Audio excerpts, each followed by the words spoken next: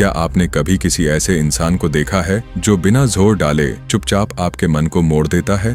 आपको लगता है आप खुद सोच रहे हैं, पर असल में कोई और आपके दिमाग की डोर खींच रहा होता है। यह कोई जादू नहीं, डार्क साइकोलॉजी की ताकत है।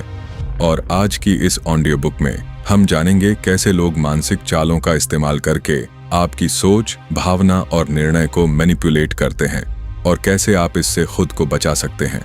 इस किताब के लेखक ब्रैंडन गोलेमन ने बताया है कि कैसे रोजमर्रा की जिंदगी में लोग सटल तरीके से दूसरों को कंट्रोल करते हैं, चाहे वो रिश्ते हों, ऑफिस की पॉलिटिक्स या सोशल मीडिया का इल्यूजन।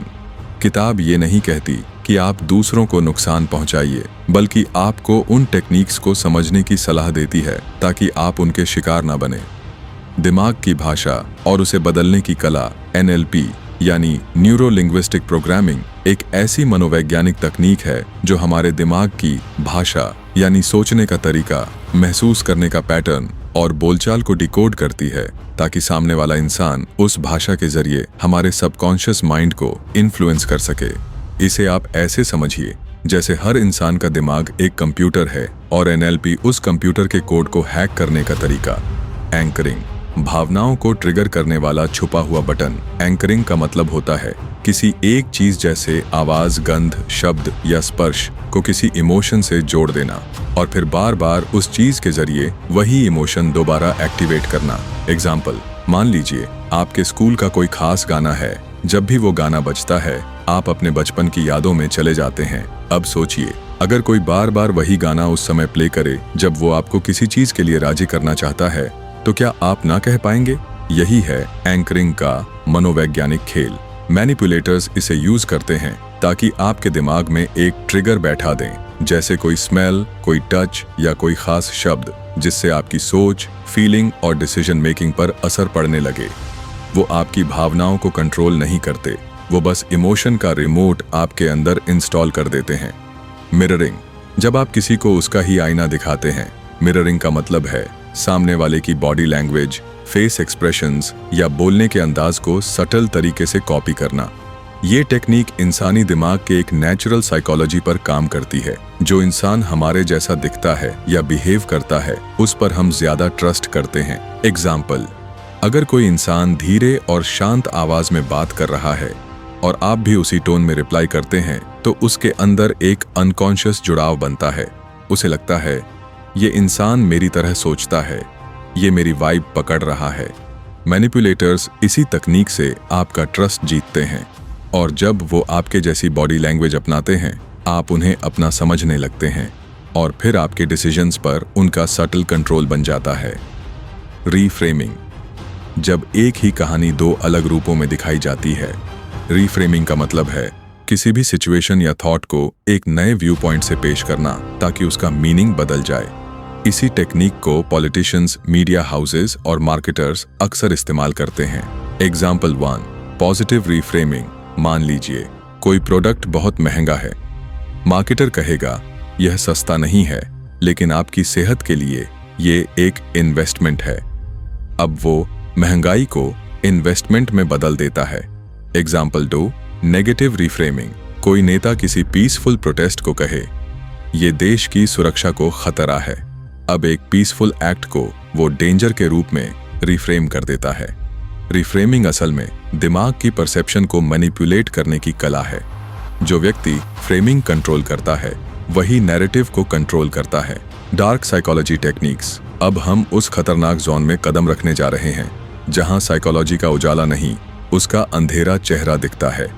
यह वो माइंड गेम्स हैं जिन्हें इंसान बड़ी चालाकी से आपकी जानकारी के बिना आप पर इस्तेमाल करता है। First, manipulation. जब दिखता है प्यार लेकिन होता है प्लान। मैनिपुलेटर्स आपको कभी जोर से नहीं डराते, वो धीरे धीरे आपके मन में अपनी जगह बनाते हैं, आपसे सहमति जताते हैं, आपकी बातों से जुड़ते हैं, आपकी भावनाओं को समझने का नाटक करते हैं और फिर वो आपके गिल्ट, फियर या इमोशनल अटैचमेंट को यूज करते हैं ताकि आप उनके मुताबिक सोचें और वो करें जो असल में आप नहीं करना चाहते थे। एग्जाम्पल, कोई आपको कहे मैंने तो तुम्हारे लिए इतना कुछ किया, क्या तुम इतना भी नहीं कर सकते मेरे लिए? ये इमोशनल मैनिपुलेशन है। दूसरा, गैसलाइटिंग। जब आपकी सच्चाई भी झूठ लगने लगे, गैस लाइटिंग एक ऐसी साइकोलॉजिकल ट्रिक है जिसमें सामने वाला आपको खुद पर शक करना सिखा देता है।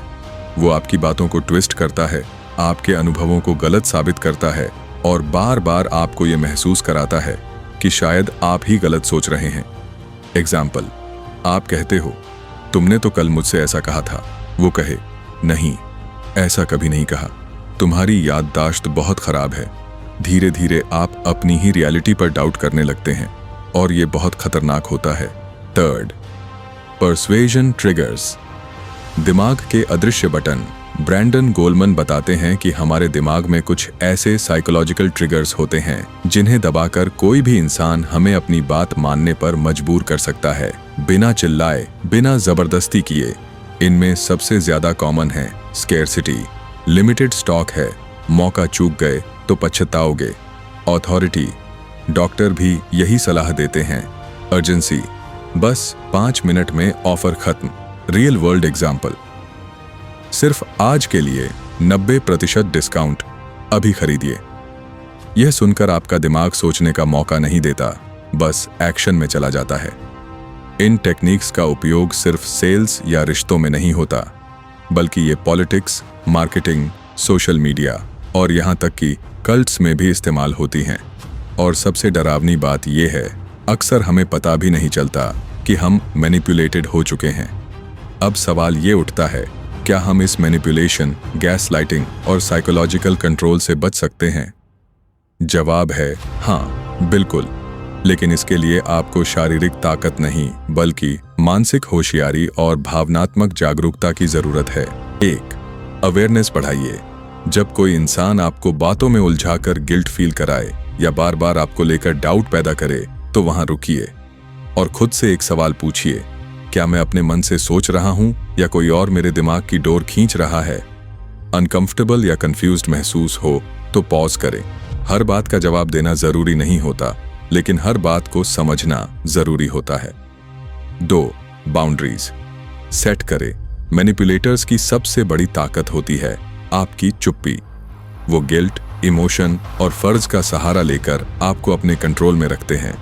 इसलिए साफ शब्दों में अपनी बाउंड्रीज तय कीजिए, जैसे मुझे ये बात ठीक नहीं लगी, कृपया ऐसा दोबारा न करें, या मैं फिलहाल इस पर बात नहीं करना चाहता।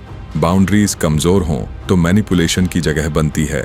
तीसरी, इमोशनल इंटेलिजेंस बढ़ाइए। मैनिपुलेटर्स आपके इमोशन का नक्शा अच्छे से पढ़ते हैं।